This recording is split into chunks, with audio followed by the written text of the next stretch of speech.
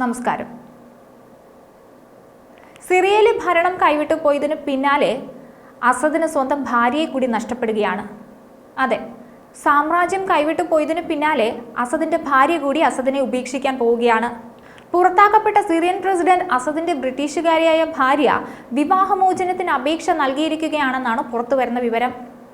ഭാര്യ അസ്മ അസദ് സ്വന്തം നാടായ ലണ്ടനിലേക്ക് പോകുകയാണെന്നാണ് റിപ്പോർട്ടുകളിൽ പറയുന്നത്.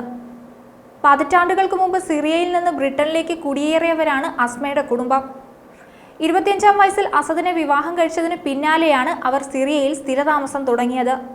റഷ്യൻ കോടതിയിലാണ് വിവാഹമോചനത്തിന് അപേക്ഷ നൽകിയതെന്നും മോസ്കോ വിടാൻ പ്രത്യേക അനുമതി തേടിയെന്നുമാണ് പുറത്തുവരുന്ന വിവരങ്ങൾ സൂചിപ്പിക്കുന്നത്. അപേക്ഷ ഇപ്പോൾ റഷ്യൻ അധികൃതരുടെ പരിഗണനയിലാണ്. ഈ മാസം ആദ്യമായാണ് ബഷർ അസദും കുടുംബവും മോസ്കോയിൽ അഭയം പ്രാപിച്ചത്. സിറിയയിൽ വിമതർ ഭരണം പിടിച്ചെടുത്തതിന് പിന്നാലെയാണ് അസർ ഒളിച്ചോടിയത്. അസദിന്റെ അഭ്യർത്ഥന മാനിച്ച് റഷ്യ അഭയം നൽകിയെങ്കിലും ഇവരുടെ മേൽ നിരവധി നിയന്ത്രണങ്ങൾ റഷ്യ ഏർപ്പെടുത്തിയിട്ടുണ്ടെന്നാണ് വിവരം. മോസ്കോ വിട്ടു പോകാനോ രാഷ്ട്രീയ പ്രവർത്തനങ്ങളിൽ ഏർപ്പെടാനോ അസദിനും കുടുംബത്തിനും അനുവാദമില്ല. അസദിന്റെ അഭ്യർത്ഥന മാനിച്ച് അഭയം നൽകിയെങ്കിലും നിരവധി നിയന്ത്രണങ്ങൾ ഇവരുടെ മേലുണ്ട്. കാൽച്ചുവട്ടിലെ മണ്ണൊലിച്ചുപോയ അസദിനെ സ്വന്തം പെണ്ണുകൂടി കൈവിടുകയാണ്. 2018-19 കാലയളവിൽ സിറിയയിൽ നിന്ന് $25 കോടി രഹസ്യമായി റഷ്യയിലേക്ക് അസദ് കടത്തിയെന്ന് റിപ്പോർട്ടുകൾ ഉണ്ടായിരുന്നു. 2011-ൽ സിറിയൻ ആഭ്യന്തര യുദ്ധം തുടങ്ങിയതു മുതൽ അസദിന് കൈത്താങ്ങായത് റഷ്യയാണ്. റഷ്യ എന്നും അസദിനൊപ്പം നിന്നിരുന്നു. കടുത്ത പാശ്ചാത്യ ഉപരോധങ്ങൾക്കും വിദേശ കറൻസിയുടെ ക്ഷാമത്തിനും ഇടയിലാണ് അസദ് ഈ ഭീമൻ തുക പണമായി കടത്തിയത്.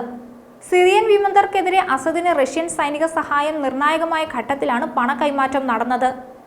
ഇതേ കാലയളവിൽ അസദ് കുടുംബത്തിലെ അംഗങ്ങൾ മോസ്കോയിൽ ആഡംബര വസ്തുക്കൾ സ്വന്തമാക്കിയെന്നും പറയപ്പെടുന്നുണ്ട്.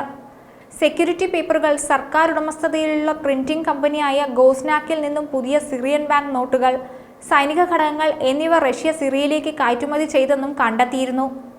ഇതിനു പുറമെ ക്യാപ്റ്റഗൺ പോലുള്ള അന്താരാഷ്ട്ര മയക്കുമരുന്ന് കടത്തിലൂടെയും ഇന്ധനക്കടത്ത് ദൗത്യങ്ങളിലൂടെയും അസദ് ഭരണകൂടം ലാഭം നേടിയെന്നും അമേരിക്ക ചൂണ്ടിക്കാട്ടിയിരുന്നു. ഈ മാസം 8-നായിരുന്നു ആഭ്യന്തര യുദ്ധം രൂക്ഷമായ സിറിയയിൽ വിമതസേന ഭരണം പിടിച്ചത്.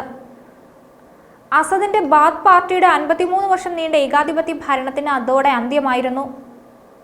പിന്നാലെ അസദും കുടുംബവും റഷ്യയിൽ അഭയം തേടി. അസദ് ഭരണകൂടം വീണതിന് പിന്നാലെ സിറിയയിലെ കുപ്രസിദ്ധമായ ജയിലിൽ അരങ്ങേറിയ പീഡനങ്ങൾ പുറത്തു വന്നിരുന്നു. കേട്ടാൽ ചെവി പൊട്ടുന്ന രീതിയിലുള്ള പീഡനങ്ങളാണ് അവിടെ നടന്നുകൊണ്ടിരുന്നത്.